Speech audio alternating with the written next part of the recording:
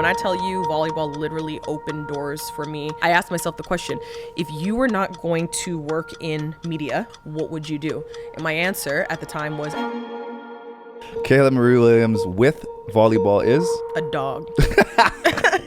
I think sometimes you almost have to stop and check your own resume. Because like if you're at an elite level, then you have to innately have some kind of extreme level of determination, work ethic, and resiliency. Did you ever feel lost through any of this? Like you didn't know like what you were doing? Oh, absolutely. I contemplated where Yeah. I was confused, where I was like, should I even be doing this? Absolutely. And what kept you going? You know, having to have that funeral for that life that you once had, because it's the reality that we're not the same version of ourselves, whether it's by force or by choice. Yeah.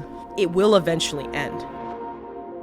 Hey everyone, welcome to another episode of You Only Die Twice. I'm your host, Warren Ward, and in this episode, we are joined by Kayla-Marie Williams. Now, you've probably seen her on CP24, but what you probably don't know is that she has a vast athletic background. She started off here in Scarborough playing volleyball, got a D1 scholarship to Grambling State University. She then went on to play in the Philippines, even represented the Jamaican national team. Her transitions are vast, they are reflective, and she challenges you to check your resume. But before we start, the best way to support this podcast is, of course, to like, comment, subscribe, and share with a friend. And without further ado, let's get into it. When this is gone, I die.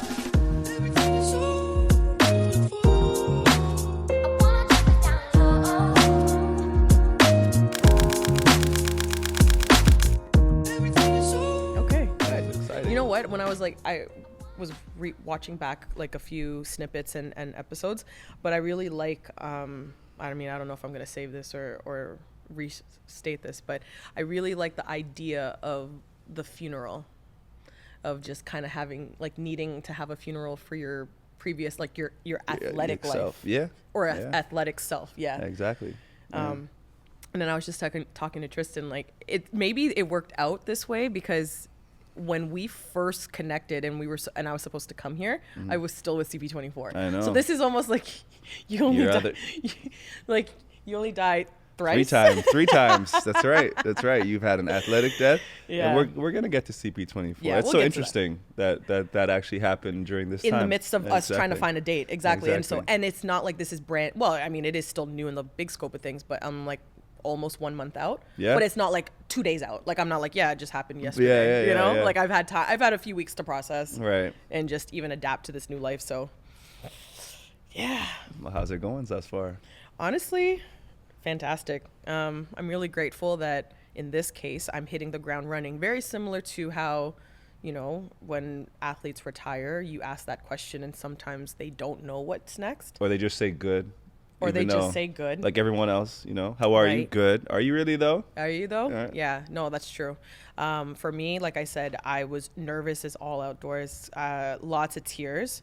But then like November 11th was my last day. And then, honestly, since then, it's been a very busy season. I mean, maybe sure, it's also the holidays and like everything feels busy.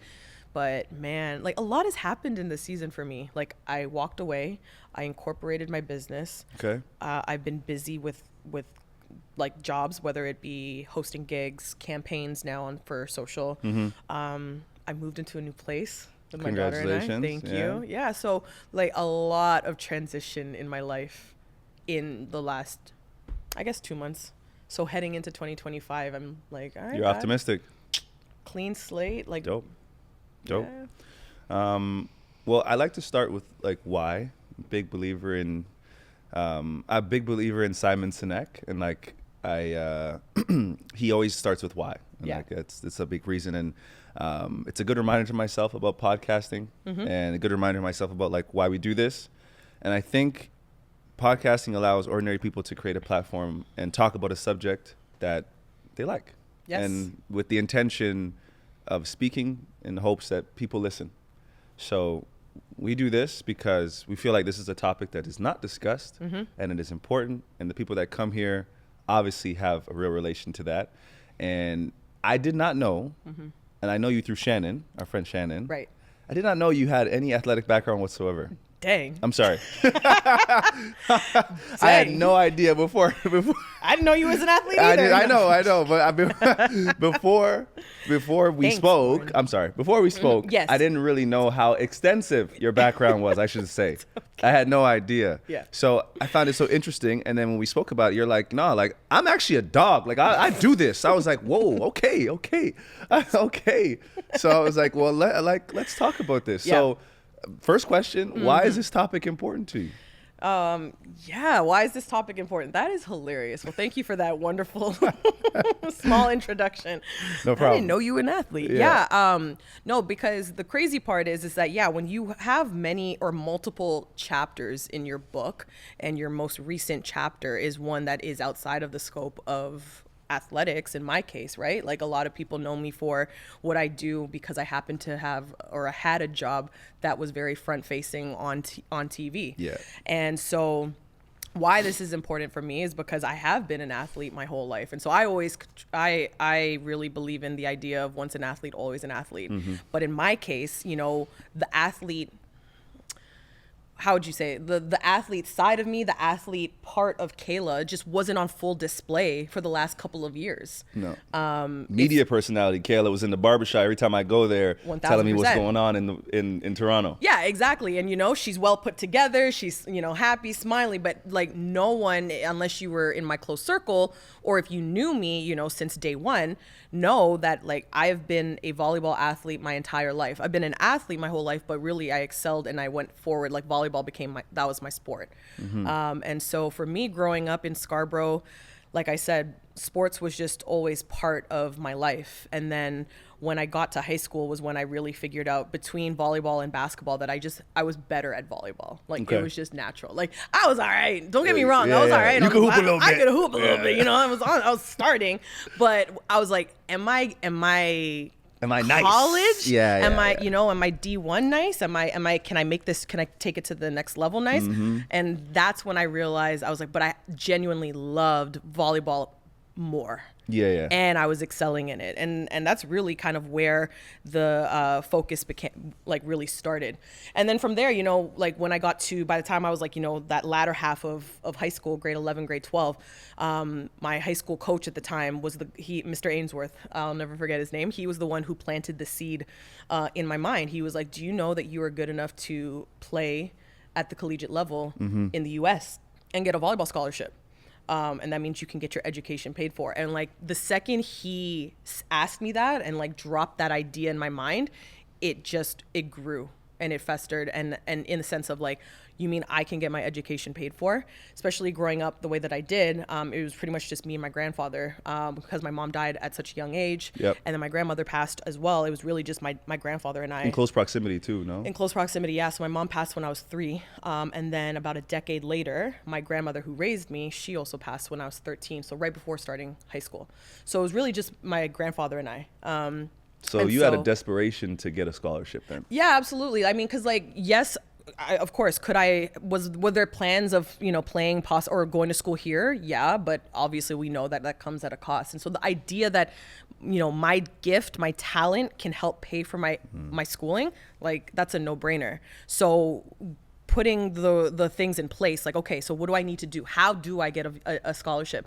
And for me, I was really fixated on the idea that NCAA has all kinds of levels, as we all know, D1, D2, D3, NAIA, but D1, you know for sure you're getting a 100% athletic scholarship. Right. And so that's what I was focused on. And so from there, that's kind of where it all started. And it led me to a full athletic scholarship to Grambling State University, a small town in Northeast Louisiana. So just, you know, this kid from Scarborough packed her bags at 17 and moved to Louisiana. Okay. How did you get to Grambling State University? Oh, yeah, that journey, right? Like, how did I essentially pitch myself? Because what school is really just, you know, scouting in Scarborough, Ontario? Not right? many. At that time. At that time, Yeah. right? So exactly, context is like, this is happening around 2005, right? I guess I'm dating myself, but we didn't have YouTube and social media heavy like that. And so for me, that was in the prime days of DVDs. And so Yeah, playing club volleyball, playing high school volleyball, going to school, keeping sure my grades are up, working, right? Yep. And the money that I was working from my job at Taco Bell at Scarborough Town Center. Oh my goodness. Yeah. Like the old school food Yeah. court. I was using to then, mail off my DVDs. So I went on ncaa.org, and like I said, I was fixated on this idea that I was like, I want a D1 scholarship. Yeah. I didn't want D2, so I didn't even bother looking at the D2 universities or D3. I just looked at D1, and from A to Z, there's like over 300 Division I colleges and universities in the United States. And from the top, I created a template. Dear Coach Ward, my name is Kayla Williams. I'm class of 2006. I'm an outside hitter from Toronto, Canada. Rinse and repeat. And so I broke down this email. I sent it off to I emailed them, and then I grabbed their mailing address from their school website. Yeah. And then from there, took these manila envelopes with my blank DVDs that I burned my highlight reel from my club. Myself. 300 plus different schools. Give or take, yeah. And then I would burn my DVDs. I would put them in the envelope. I would mail them off at the post office. And it was a rinse and repeat cycle. So, and I figured someone has to give me an opportunity. And so I early on, as I look back, this is a kid at 17. I had pretty great tenacity. Clearly. To have that kind of Yeah. understanding of it only takes one. So it only takes one opportunity. So I understood that I was going to get rejected. Yeah. And I understood that I wasn't going to get even a response from some people. And that's exactly what happened. I didn't get responses from probably half of the universities. And the coaches that took the time to even respond to my email, thanks for your call or thanks for your email, Kayla, but you're too short. We're not looking for an outside hitter. You're simply not good enough. Yeah. We're done recruiting for the 2006 class. Anything you can think of, I got that email. And I said, okay, cool. I was like, but it only takes one. So I just kept waiting. And as we know, graduation is around June, right? So it's around the end of, or the beginning of summer. It was about April, nothing. So all of my classmates, all of my friends knew what they were doing, right? If they're going to Seneca or York or U of T, wherever, like local, they're staying home. And I was over here like, I still got nothing. Until I got an email back from Grambling State University from a woman by the name of Kim Young. And she was the head volleyball coach at Grambling. And she invited me and my grandfather down for an official visit. So my grandfather and I, we flew from Pearson to Shreveport, Louisiana. And we had a pit stop in Atlanta, Georgia. And I'll never forget it because we went from a regular size airplane and then we got to Atlanta. And then from Atlanta to Shreveport, it was like not even a 2-hour flight, but it was on a propeller flight. And I was like, or plane. You feeling everything on them planes. Yeah. And I was just thinking like, okay, we're clearly going somewhere small and smaller. And yeah, I just remember when she picked us up from the airport, just like, it was just a wild contrast to Toronto and our vast, downtown city life, like the CN Tower, skyscrapers, to looking to my left and my right on the 2-lane highway, and there's just nothing but trees. So that like the perspective of like, okay, I'm definitely not in Toronto anymore. How'd you feel when you got there? It was pretty surreal. It was different because I was just like a city girl moving to the country, or like just arriving in the country. You're in the bush. Truly. Like for real. Yeah. And so, but despite that, I was optimistic. Like it wasn't, and when people think of their official visits, I think now, especially now, grandiose. What? Yeah. They go all out. Private jets. And the red carpet is laid out for some of these kids, right? You know what I think of? He got game. Yes. I think of this. That's what I think of. Not all that, but exactly, right? Yeah. So that's what I thought too. Right. Shoot, right? Sure, why not? Why not? Yeah. Not really the case. Yeah, no. I mean, because, think about it too. I mean, time of year too, they were already done, like nearing the end of, recruiting season. So I remember like the weekend I got there, I think it was like a reading week or something. There was barely any students on campus. Like the campus was not popping. Like it wasn't like, oh, she had all these things to show me. It was very like, this is what it is. Like, so she gave us the tour.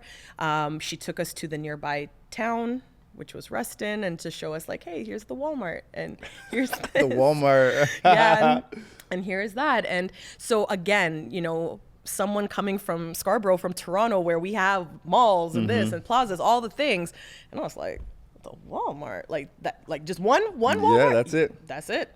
But despite all of that, I still was excited. I was like, man, this is incredible. Like this is an opportunity. This is your dream. This is a dream. And we spent the night in a local hotel, and I remember my grandfather asking me once again, like, are you sure about this? Yeah. Because listen, I know it would be hard back home, but we could make it work. Right. Some way, somehow. I remember I went to Wabash Junior College, and my dad asked me the same thing. He's like, you wanna go to this? Because the school looked like an elementary school, to be honest. But like Carl Landry had just got to the Houston Rockets, so my dad was like, maybe this could be your path too. But I was like, nah, it didn't feel right. Okay, and I completely get that. But you did. But same, because even I remember like the dorm that they showed me, I was like, this? Yeah. Okay, all right. But despite all of, yes, it didn't look like the greatest on the outside. Wasn't posh. But there was something about it. I was like, no. Yeah. I was like, this is where I'm supposed to be. And so the very next day, my Coach Young wraps up the tour in her office, and she says, I have one last volleyball scholarship for the 2006 class, and it's yours if you'd like it. And I signed my letter of intent right there at her desk. Mm-hmm. So I flew back to Toronto with a full athletic scholarship to Grambling State University. So that we wrapped up my grade 12 year. I remember I graduated the very next week. I got braces on, and then like a few weeks later, packed up my like 3 suitcases, and I started my life at Grambling State University. And what was it like there? Incredible. I loved it. I really did. It's the historically black university. An HBCU experience is none like any other. And I think now in 2024, it's cool now. Now you see it a lot. The HBCU culture, the just embracing black culture, embracing like the band and homecoming and all of those things. Like now it's cool. But like even back then, before it became cool, it was cool. It was like none other. And I remember having to like try to explain it to friends, like when I would come home for Christmas or for the summertime. But it's great to see. But the overall experience was incredible for many reasons.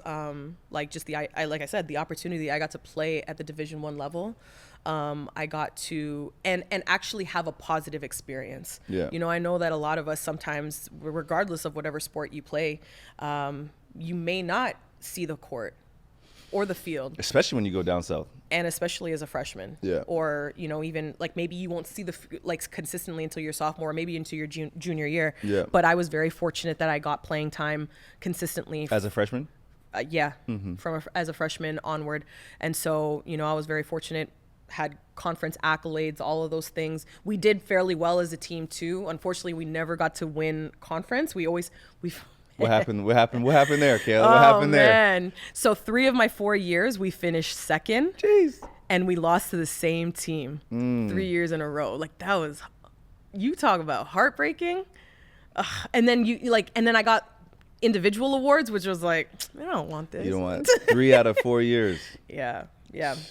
And so there was always I always felt so close yet so far. Yeah. And I always wondered if I would ever, be able to get over that hump in my career, especially because when I graduated from Grambling and after that senior year, I was like, am I done? Am I done playing? Or is there will I get a chance to vie for another championship one day if I can play pro? Mm-hmm.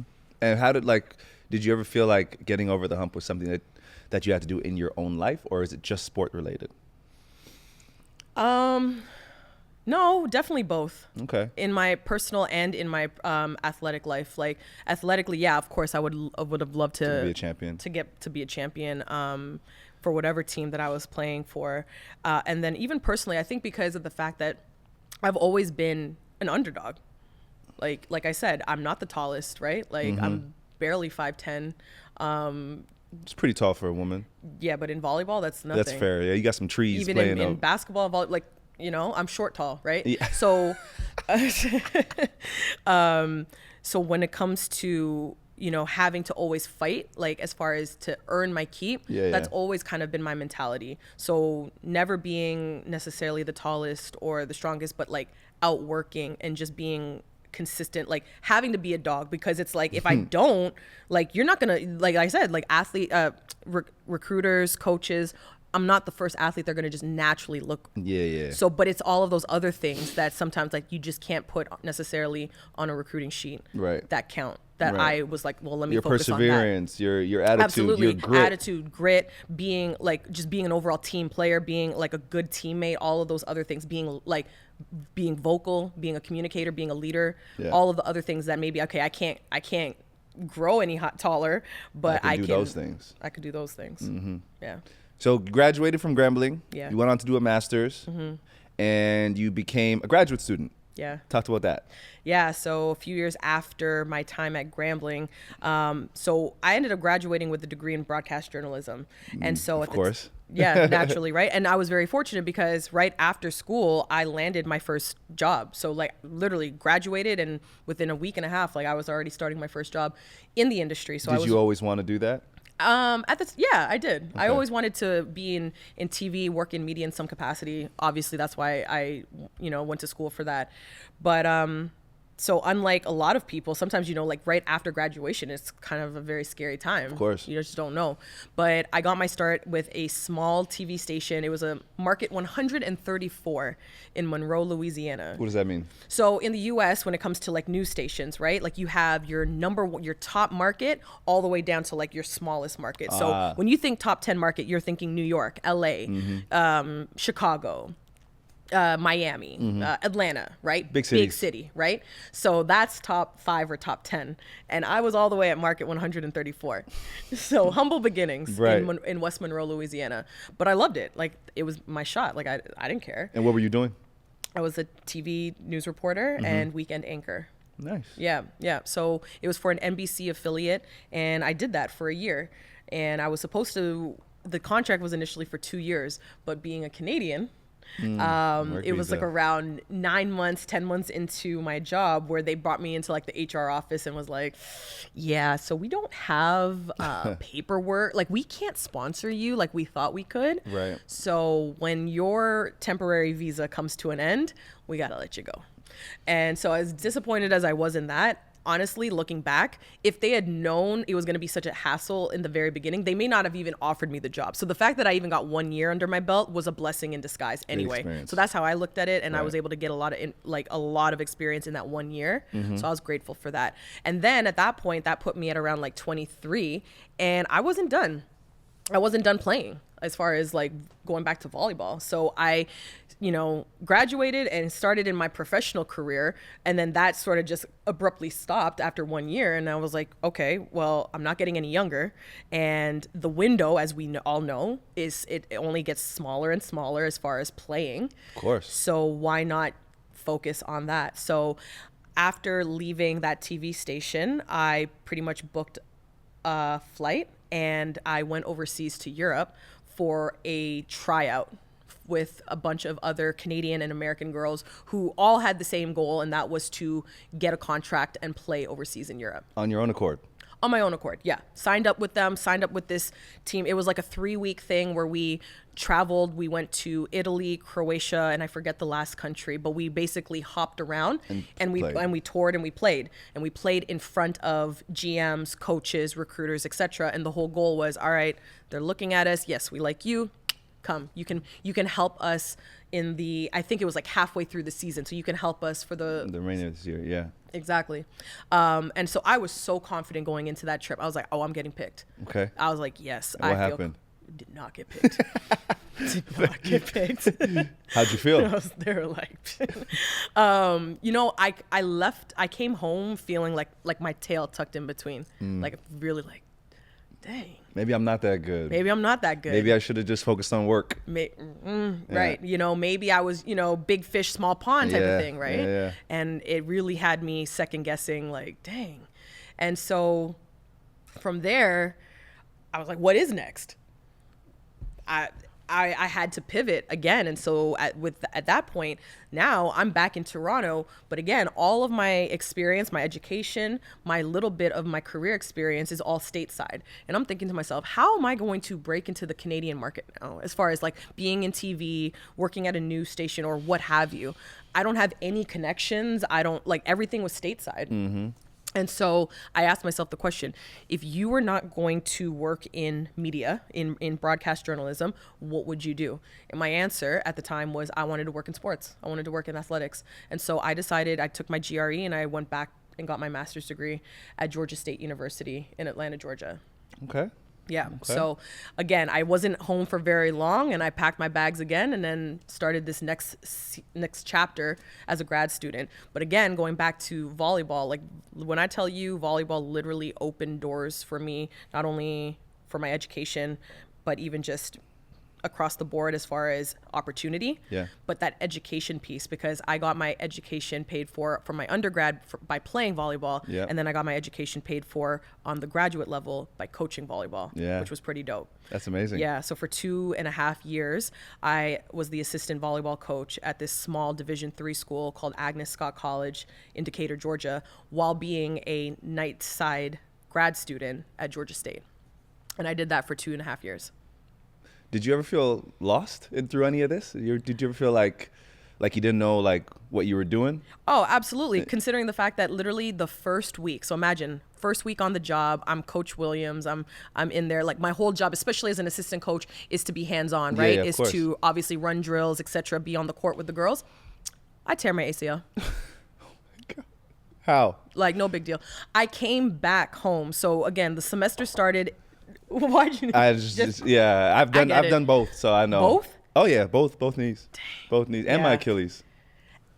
Dang. Yeah. 3 surgeries in 9 years. Okay. No, my good faithful. This one, but I blew out the whole thing. This was the happy triad. So ACL, MCL, PCL. Meniscus. Yeah. Aye. So I came home. It was Labor Day weekend so that was what, 2012. Came home and played in a 3-day volleyball tournament. Here? Yeah, downtown Toronto. And I'm thinking, okay, cool, no big deal, right? It's the last game. It was the championship game on the 3rd day of this tournament. Do I not go up for a block that I've done thousands of times? And I just come down, land wrong, done. Instantly. I was like, yikes. So had to go back to Atlanta, like starting off my graduate career as a coach, as a grad student on crutches. Teaching volleyball injured. Coaching volleyball injured. But at least you could rehab there. At least I could rehab there. So you're in a school. Yeah. And so thankfully it worked out too that I was able to fly. I flew home and was able to get my surgery fast. Because we all know sometimes, especially with our healthcare system, while it's great. Yeah, cough. Right. Yeah. It's great. You be in the emergency room for 5 hours. You can just call it what it is. While it's great, sometimes we have to wait, especially for big surgeries, like ACL surgeries, right? So I was able to get my surgery less than a month after tearing my knee, so my ACL. So I felt like that was pretty good. So I started, on a bum knee. But like you mentioned, what better job or atmosphere to be in than a college gym and a college like athletics station. So by day I would be a student, I would be coaching, and then I would find time in that athletic training center, and I was getting my rehab. So I was rehabbing all while also going to grad school, also while coaching. So as far as you talk about, like, were there moments of where I contemplated, where I was confused, where I was like, should I even be doing this? Absolutely. And what kept you going? Knowing that I had to finish like I wanted to get my master's. I was like, I'm not finishing. Like that's one thing about me. I was like, I'm not going to just drop out. Right. That's for damn sure.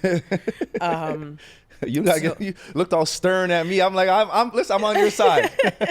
No, but it's true. And then also too, even with my knee, I was like, what am I going to do? Like, as an athlete, like you're just so used to a certain way of life. So I was like, I have to get back to a certain level. And at the time, like I said, the last time I was really focusing on my athletic journey, I didn't win. I didn't succeed. I got cut. So that was always at the very back of my head. Like, will you ever try again? I didn't know when or how, but it was always in the back of my head. So I was like, well, I know I have to at least definitely rehab and come back from this. Plus, I need to coach well. Yeah. Yeah, like I have to be an able body, and I got to still show these girls I got it, right? So, you know, lo and behold, the next, 9, 10, 11 months, you know, they were pretty grueling. Tough rehab. Right, as you know. Yeah. But thankfully, I'd say from the day I tore it to like back on the court confident, like jumping, confidence, you know, pivoting, doing all the things on the court, I was just shy of 1 year. Okay. Yeah. And so then not bad. You do? I know that's kind of like, that's like in the middle. You know, a lot of people try to aim for like 7, 8 months. I was like, listen, I am not. Nah. I was 1 year. 1 year for me too. Yeah. Yeah. 1 year. Yeah. I would say 10 months before I could I felt good. And then 1 year before I was confident. Right. Yeah. Yes. And the confidence is key. Especially, but it's also the mental. Most important part. Because how you did it, did that not replay in your head like a million times? This one was hyperextension. This was 2012. This one was, I got clipped. So not really. But I always said to myself, after surgery, I'm fixed. Because there's no point of having surgery if you're going to be worried about it afterwards. Like, what's the point? Okay. So as soon as I came out of the operating room and I woke up, I'm fixed. Okay. That's a great way of looking at it. I did not have that mentality. So I was fearless when it came to like being back on the floor. Right. You know. Okay. And I didn't. And from that point, honestly, I haven't had any issues. So yeah. Very I love fortunate. that for you. Yeah. Because for me, right. that movement, that going up for the when I could still see it in my head. You're and right. I'm like, ooh. You get some goosebumps still, right? Yeah. It still makes but by the time I got back, you know, I was able to finish out my degree, graduate with my master's in sport administration.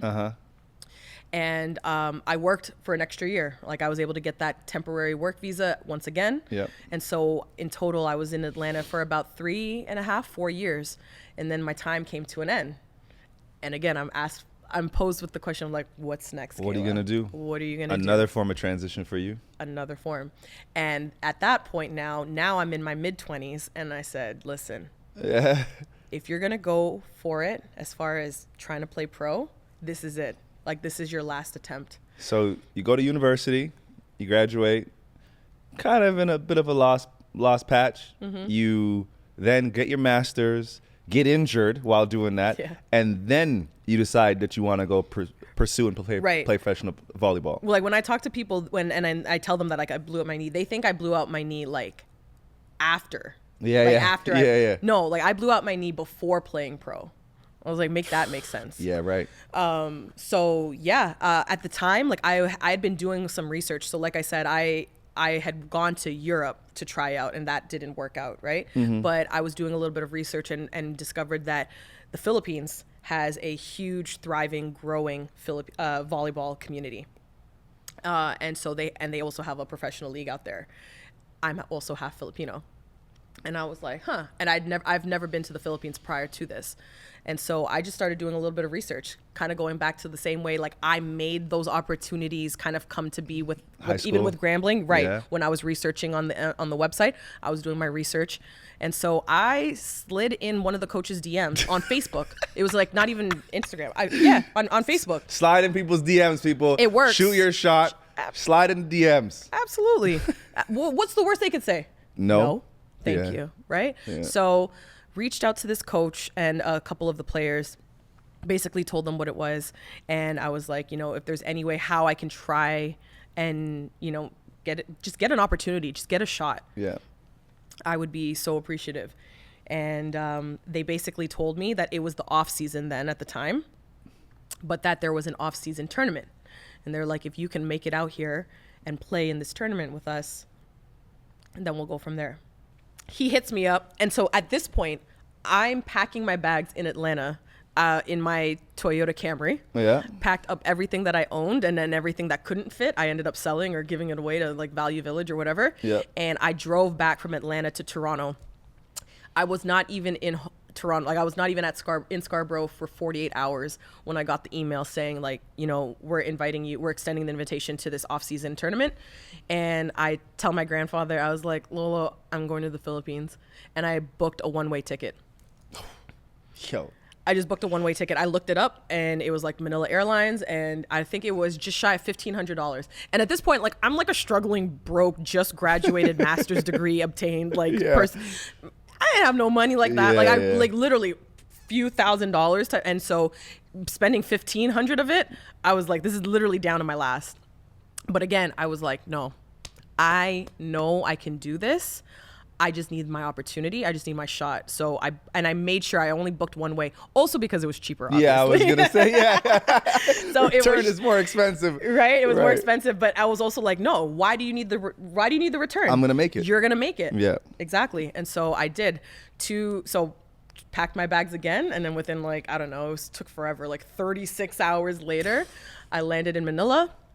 Got to Manila, met the coach, met the teammates, got on another plane, went to like the northern part of the Philippines because that's where the tournament was. It was a 3-day tournament. Ended up winning tournament MVP, and literally they offered me a spot on the team in the Philippine Superliga. So I was a member of the Photon Tornadoes for that season. That's amazing. Yeah, that's amazing. That was literally a dream come true. Like that is, it's crazy. Like I look back at that season of life, like my volleyball, like just the way in which I was jumping all over the place and like all of these opportunities just sort of unfolding. Like, what do you mean you just booked a one way and like now you're just out here living on life. your own, sliding in some DMs too to start it. Right. But you know, I've always been someone who's very much so, I'll initiate something. I'll find a way to make it happen. Mm-hmm. So it's like I've never really been someone where like the opportunities are just like coming at me all the way, like they're and I have to turn them down. Like I'm sort of at least initiating it. Yeah. And then from there, so because I always believe faith without works is dead. So I have the faith element of it, and you got to have the works part of it too. And like the works part is like is making that initial conversation. Communication, right? And getting out there. And exactly. And then allowing your talent or, your desire to kind of do the rest. Like if you have that confidence, if you can ball or you can play, I was just searching for the opportunity. Just give me the chance. And you got it. I got it. You played. And what happened? Yeah. So, like I said, was a member of the Photon Tornadoes. And to my knowledge, the best that the team had ever finished in the PSL was a 4th. Okay. So, but obviously that's, you, especially playing professional, like you want to win, right? Like that's where the money is, right? And so the season I was brought on, because I technically, even though being half Filipina, obviously still being Canadian, they still labeled me as a local. Right. So, and as a lot of people know, like when you play professionally, like when you come in as an American or North American, right? Like you're only allowed so many on your roster. Yeah. Typically it's 2. Okay. So, which we got. So I had 2 American teammates plus myself, and then, the true like locals on the team. Mm-hmm. And so I don't know if that was considered like they got an advantage because 3 basically. Right. 3 kind of for the price of 2, but it worked out, and we played the regular season. Everything was going pretty well, and then when it got time to playoff time, that's when we upset the reigning champions, and it was like honestly something out of a movie as far as just like true underdogs again, making it to the finals and winning, and we went all the way. And so going back to my collegiate days of always coming so close in finishing second. And now finally being able to get over that hump. And I got to go get over that hump, but on the professional level was just like incredible. Dream come true. It was a dream come true. And it was a dream come true in multiple ways. Because like I said, that was my first time going down going to the Philippines. It was my first time meeting some extended family members. Amazing. It was my first time seeing where my mom like grew up and was raised. It was also living and playing in a country that loved the game, because here in Canada and in North America, like volleyball's now like slowly starting to kind of get its props now we're starting to see it televised. Now it's really growing. Now we have pro leagues now popping up here in North America, but out there like they love it. So like playing in a in a sold out stadium, playing on TV there where like they really enjoy the game, that was also next level. Did you miss it? Yeah, of course. Like, when you're treated like, a celebrity, if you will, and you're you're taken care of, and you don't have to think. All you have to worry about is your game, right? Focusing on being the best athlete, and all the other stuff is sort of taken care of. And then when you transition now into the real world, that's, I think, where it hits for a lot of us athletes. Doesn't matter what sport, what gender. That's that smack of reality is what's hard. And I think that goes back to the whole reason of this conversation and of this podcast of like, how do you transition? Yeah. What do you do? And you said it's smack of reality. That's exactly what it is. Yeah. How did your pro career end? It ended. So we won the championship. Everything was fantastic.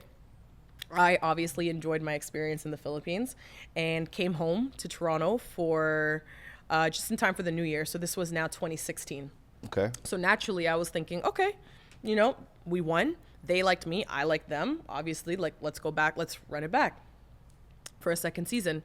And so I was here at home training, playing, working like a side job just to prepare myself. Yep. And then I get an email one day, and it was from the Hamilton Tiger Cats of the CFL. And they had offered me a job as their sideline reporter for the 2016 season because they had come across my like demo reel, if you will, that was just living on YouTube. So this is the first time you didn't have to initiate someone coming to you for a job That's opportunity. right. Yeah. Interesting. So for me, I'm thinking, I don't have any connections here in the Canadian media market. Mm-hmm. And I also know that at this point now, I'm in my, I'd say late 20s. Okay. So Like 26? Yeah. Okay. That's not really late, but I feel you. I get it. Well, I was over the hump, So I had to really sit and ask myself, like, yes, did you not have a great experience in the Philippines? And would you go back for a second season? Absolutely. Mm-hmm. But it will eventually end. Like, how many years could you see yourself doing this? Right? So or you can be grateful for the opportunity and the experience that you got to go overseas and play at an elite level and win. Yeah. And you can essentially ride off into the sunset. You can end on a good note, and then you can start a new chapter, which is your media career, back at home in Canada and get your foot in that door. So 1 year and you were done. One and done. Wow. One and done. Are you happy with that? Looking back? Yeah, I am. You made the right choice. I feel like I made the right choice. I will say though, do I watch some of my, friends, like fellow athletes who played longer and were playing into their 30s?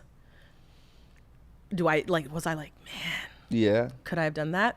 There is a part of me. The grass is always greener where you're not, right? Mm-hmm. I mean, that's easy. I'd say the same thing. I mean, my career ended, and like see my friends still playing. Yeah. But at the same time, all the things that have happened to me now, like they wouldn't have happened if I continued, right? Exactly. And like your transition was controlled, Yes. whereas even though it's like it's still hard to do, and you get smacked with the reality, mine was not controlled. I had aspirations of continuing, and I had to stop like when I didn't want. Yeah, I didn't want to, but I just knew my body couldn't do it anymore. Yes. And neither could my mind. My mind couldn't do it anymore. So yours was completely controlled. And I think that's what I want to ask, like, did that make it easier to deal with? Because you decided, I'm good. I won. I'm good. And you finally got over the hump that you didn't get to go to in Grambling. And that, I think, is what made it easy to walk away. Yeah. Because I achieved that goal of just having a goal, wanting to win a championship with a team, knowing that I gave it that season my all. Yep. That I played well that season with that team, and that overall that experience was just great. It had its ups and downs, so get me wrong. Like, even playing in the Philippines, that was actually my first experience of not seeing the court as often as I thought I should, right? Having to take that slice of humble pie, come off the bench, still be a strong, teammate, all of those things later on in my career, right? But so, yeah, like it had its ups and downs, but it was still overall like an incredible experience for that one season. Like, if I was going to have one season, like, what a season. Yeah, absolutely. So now thinking, okay, do I, walk away and start this new chapter? That's what made it, I think I had a little more peace of mind knowing that you did good. Yeah. You did good, and it's okay. It's because like I said, not every athlete has this idea, because we want to, we wish, like, can we just encapsulate this feeling? Can we just keep these knees intact? Like, know, can we right? just freeze our bodies in like prime, whatever that's like 24, 25, and can we just keep this forever? Yeah, there's no better feeling, honestly. I think about that sometimes. I'm thinking about it now. Right? You know, my favorite part of maybe playing basketball and just scoring is like when I shoot a jump shot or I do something and I'm the only, for like maybe 2 seconds, I'm the only person in the arena that knows the ball's going in the rim once it leaves my hand. I can't mimic that anyplace else. Right. You know, I can't mimic the feeling that I get when I can shoot and I can turn around and walk away or run back or look at someone or talk some shit to somebody after I score, do something. Like, I can't mimic that, you know? I know that exact feeling. Like when you're like, no, I want this ball set. I'm in the and zone. I know yeah. I'm going to put this ball away. Yeah. Even though I see the 2 blockers, I was like, I'm going to tool off them, or I'm going to put this ball exactly where I do it, and I put it exactly where I had it set out. Like that, you can't mimic that feeling. Nah. And so I like, it's just, it's true. Like, we don't talk about this enough, like how as athletes, and then it's like you get plucked out of that environment and then you're just dropped into a completely new one where you don't have that edge.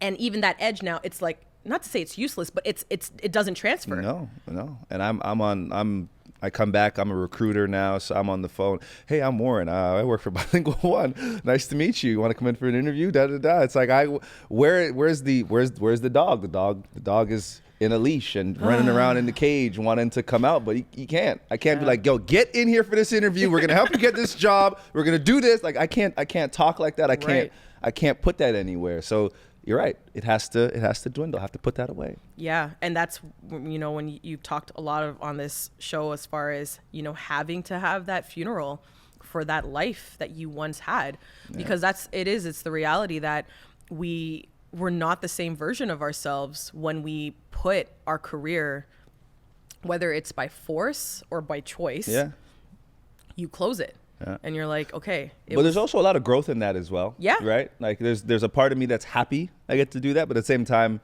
there's a part of me that's like, this sucks, and it's a process, and that the fact that it's not spoken about, and like, look at your story. Look at what you've done thus far in your life, and then you chose to go to the Hamilton Tiger Cats, and obviously it worked out in your favor because you've been in media like 13 years now? Well, in total, from when I started on and off, total close to 13, And so from that one season with the Hamilton Ticats, that ultimately led me to where I am now. There was a whole bunch of other things, but ultimately it led me to Toronto's Breaking News, which was CP24.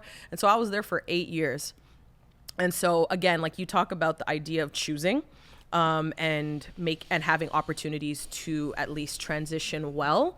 I'm grateful that I'm one of the few that, or not, I wouldn't say few, but I am one of the few that was able to choose what happens next. Yeah. But I think for a lot of us, sometimes we think it's just going to last forever. And so we don't put as much time and effort and energy into that next chapter, but it's coming, whether we want it to or not. It's around the corner. But that's where the balance is. Like, how can I put my all into being a director or being a videographer or being a podcast host, whatever role, whatever title you want to have, but in the back of your mind, be like, I'm gonna do 60 here and 40 over there, because I know that this eventually will stop. Like, no one trains to be like, everyone trains to be Steph, KD. No one trains to be a role player. Right. You know, like, people don't do that. People don't, like, if people are training to be the best at something, people are doing something to give it their all, and then they're like, I'll just figure out the rest after. Mm-hmm. It's harder to figure it out than people think it is. Yes. And it's almost like you need if there should be a buffer between when the sports career ends and when you transition into the real world. But unfortunately, like, life just doesn't afford that. No, it doesn't work that way, because you made a choice to go ahead and pursue this. So therefore you have to accept the risk of doing that. You have to serve the choice, and that's okay. Yeah. It's just, you got to be able to handle, what comes next. Yeah. One of the things, sorry, go ahead. No, go ahead. I was going to ask, one of the things I really admire about your story thus far, and we had Leo Routens on here early on, and he talked about building your resume. He's like, your degree doesn't mean anything. For some people it does. you know, and I'm not going to misquote him by saying like Sure. it doesn't, but like your degree doesn't mean anything. Your resume is everything. And like you, whether you're conscious of it or not, you had a degree, you had 2 masters and your undergrad, Right. but you built a resume while you were playing, while you were doing all that. Like, were you conscious of that, or is that something that you didn't really know of? No, I think I was somewhat conscious of it. I knew that, you know, even when I was overseas or when I was in Atlanta getting my master's degree, I was still doing other things. So like when I was a grad student, despite coaching and going to being a grad student, I was also still freelancing and reaching out to different media entities on like, hey, can I freelance here? Like I covered and wrote for like an online sports website for the Atlanta Hawks season. Cause I just wanted to keep up with my craft. And I wanted to just kind of network because again, I'm thinking what's the next step? Yeah. And I always knew that eventually I wanted it all to circle back into media in some way, shape, or form. Which it did. Yeah, which it did. So yeah, I think there was always the part of my brain that was thinking ahead, even though I know you just mentioned like it shouldn't, but like for me, it was. And maybe because that's my sport was volleyball, right? Yeah, and I knew like there is no NBA. Yeah. And at least in my time, right? Like Right. there was no like, no, I'm just gonna make it to this pro league and I'm gonna play for 15 years and I'm gonna be a professional And make a shit ton of money, and then I'm good. yeah. No, that wasn't the reality, especially, and that's unfortunate for like a lot of women's sports, right? So for me, I always had a different mindset of it. I think honestly, even me chasing my dreams of going to Italy and going to the Philippines and playing for the Jamaican women's national indoor team, like I did that too during this whole season of when I was like just traveling the world. All of that I think was even like beyond what most would do. Absolutely. You I didn't know, even know when- you played for the Jamaican women's national team. That's amazing. Yeah, so in this season of like when I was just all things volleyball, yeah, I also like, so I have my Jamaican passport. So like I said, I was half Filipino, half Jamaican, and You're just using all your nationality to your benefit. That's amazing. Listen, I'm telling you, volleyball brought me everywhere. It got my education paid for. I got to go to both of my islands and see my cultures, but while playing, like it was an incredible chapter. And because it was so cool and unique, and it just was, you know, this very beautiful season of my life, I think that's what made it easier to say, you know what, it was a good run. Yeah. But it's also time to close it. Absolutely. Yeah. And so, you know, thus started this chapter of working for CP24 and being out here for about 8 years. And then even now, you and I having this conversation and talking, that chapter coming to an end. And here we are, you know, another leap of faith, another closed door, and another new season ahead of me. And what's the new season ahead of you? You know what? I don't even have the answer for you. You're figuring it out, right? I'm figuring it out in real time. Yeah. And But you're more prepared to deal with that.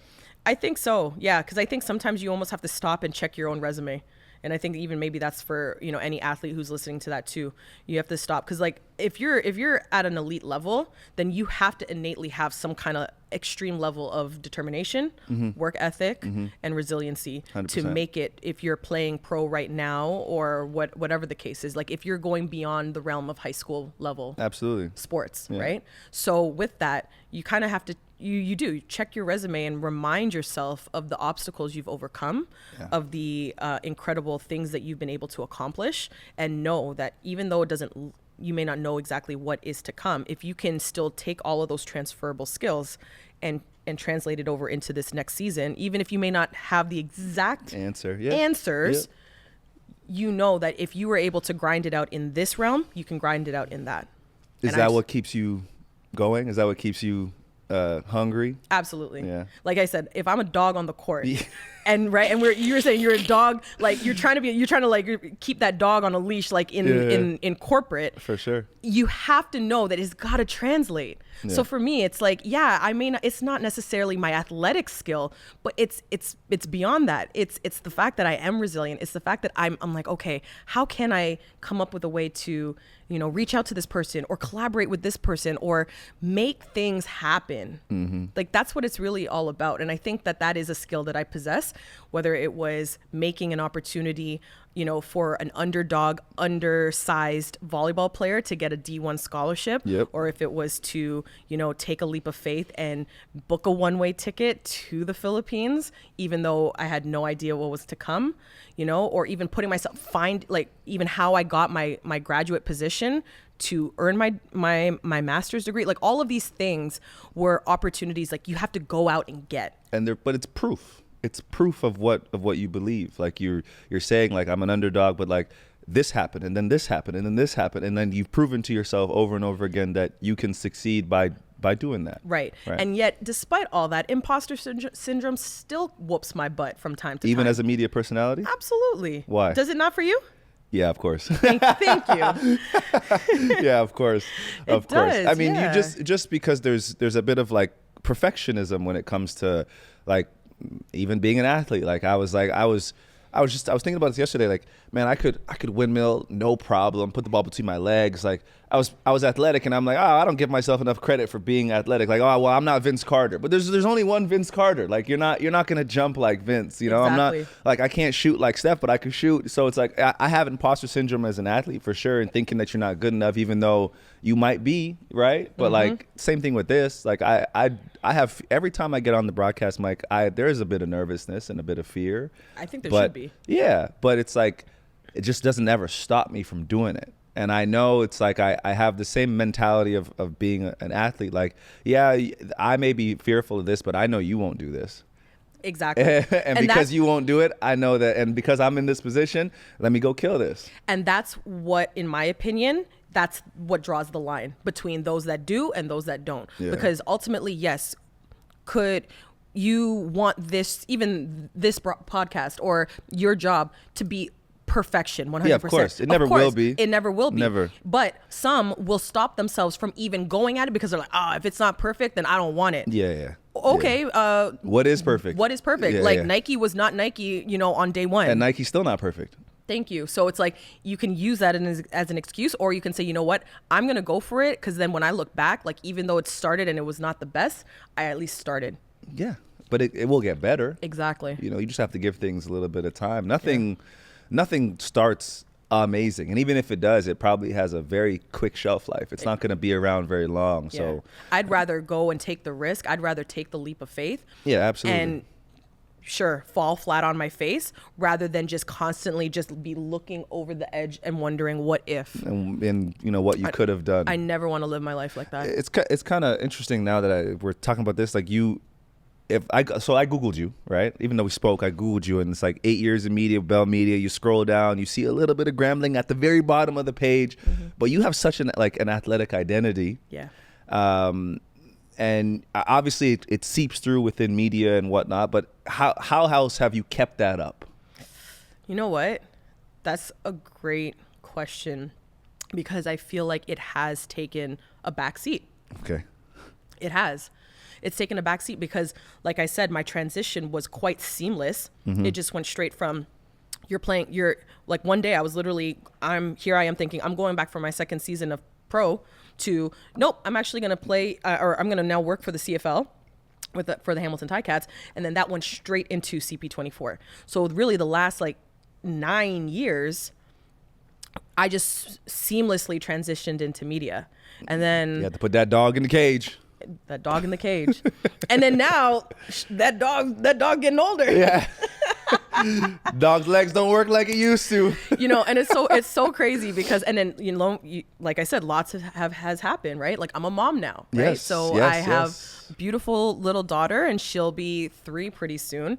And man, I was humbled when I went back on the volleyball court, like postpartum, and that's a whole nother thing too, especially for I think for women athletes too, you know, knowing what your body had once did and once achieved, and then going through the experience of pregnancy and having different, it's just not being able to do what your body once did. Yeah. That is a really humbling experience, especially because mentally you still got it. Mentally you're still sharp and you know what to do. I'm not sure if people can relate to that, but it was sad. It was sad. I know.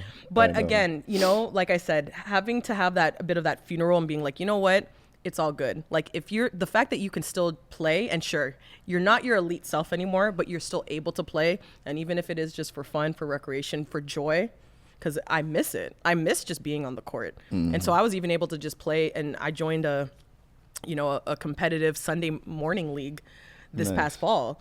Like that brought joy back into my life because I miss playing. And, volleyball is one of those things where you can't really just play by yourself, right? No. You got to find the right group, the right, atmosphere. So the fact that it's even back in my life in that capacity, and now I'm bringing my daughter to the gym now, and so she's running around, she's watching, she's getting to, just at least understand the game.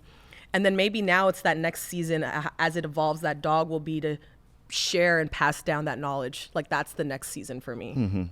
And if it's meant to be my daughter, or if maybe it's meant to get back into coaching, I would love to get back into coaching one day. I'm happy to do that. How do you define success?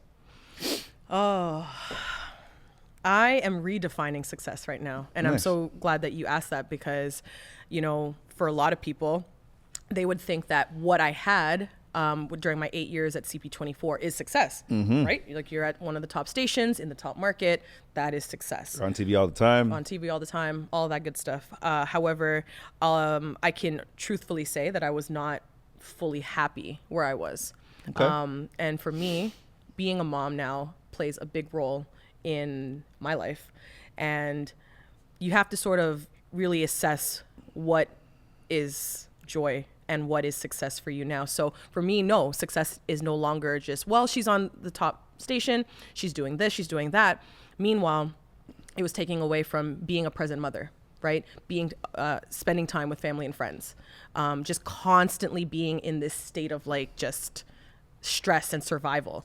And now success is defining my own schedule, making time for what matters to me, and while still doing things that I genuinely love, even if it just doesn't look or come in the traditional package that people are used to seeing. Nice. So, and I'm okay with that. It's a great answer. What advice do you have for others who are going to listen to this and who may go through the same thing you have? My advice would be to remember what you are capable of.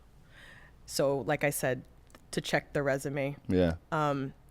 You didn't get as far as you are in your career, whatever that career is. So if you're currently playing right now, or if you're striving to play, or you're looking for that next contract, all of those qualities are special. Like to play collegiate, regardless of whatever level, NCAA, OVA, or OUA, whatever the case is, to play pro overseas in any country, like that is a small percentage of people. Yes. And so you possess great qualities that can absolutely translate, but you'll just have to cultivate it.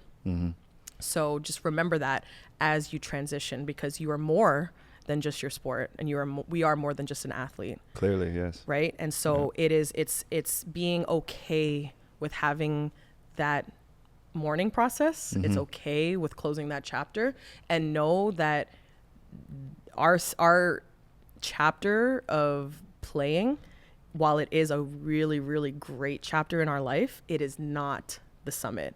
Like you can have multiple summits in your life. Yeah. It doesn't knock it, but you can the next one is coming if you allow it. And it could be bigger. It can be if you allow it. Yeah. Because if you look at it and think that this was it, it for me, and then everything else is downhill, here, then that's what it'll be. But if you look at it as like, this was dope, and now I got this. Yeah. And that I'll be honest, that took I was the latter. I was like, man, I don't know if this is gonna be as grandiose, because this was something that you dreamed of as a child, right? And it's like so innocent, and you're pure. Exactly. You're so, and then you get a little older, like you understand how the world works, and it's like, well, maybe I will never get to experience something like that, and but now I'm on the other side of that. Yeah. So. And because it is such a pure thing at its core for a lot of us when we fall in love with whatever our game is, right? And sometimes our game hurts us. Oh yeah, definitely. Right? In many ways. Physically, mentally, emotionally, all the things. All the things. Yeah. Right? So it's learning to you got to work through that, to be able to then realize that there is another summit. Because if you don't work through that, that's a lot of times why it ends up looking like this is the mountaintop and then everything else just goes downhill. Absolutely. Well, to conclude, we have a game we like to play. Okay. It is called 4-3. You can answer the following with one word or one sentence. So, are you ready to play? I'm ready to play. Okay. One word to describe your journey thus far. Incredible. Kayla-Marie Williams with volleyball is? A dog. Kayla-Marie Williams without volleyball is? Even better. When your daughter watches this, what do you want her to think? Oh, man. I want her to think that her mom is made up of a whole bunch of layers. And that I hope she sees a woman that she would love to strive for and be even better than. That's amazing. Well, she has a great role model. Thank you. After we spoke on the phone and you I didn't even say much on the phone, which is hard for me to do. I don't shut up. So you were talking about this, and I was like, man, you are such an athlete. Like you I don't even know if you know that, but like I know media stuff has taken over, but I want to take a second just to give you a lot of props for taking the risks you took. You put your life into a sport. And look what you've done for yourself. And now you're at a point where you want to control your own destiny. And with everything that you've done thus far, I don't see how you cannot succeed in whatever it is that you're going to be doing, because you will either reach out to the person, you'll find a way to get there, you'll go to the Philippines, you'll go to Jamaica, you'll do whatever the hell it takes for you to succeed. So I want the people who watch this to take a page out of your book and be able to do that. So thank you for being here and taking the time to share your story. I think it's something that is going to be different for most people who've seen you. Like I said, most of the time I go to the barbershop, I see you on TV. So this is going to be something very different for those people. And I've definitely taken some notes today. So thank you for sharing. Thank you. And I appreciate that. No and doubt. Thank you for having me. Of course. Of course.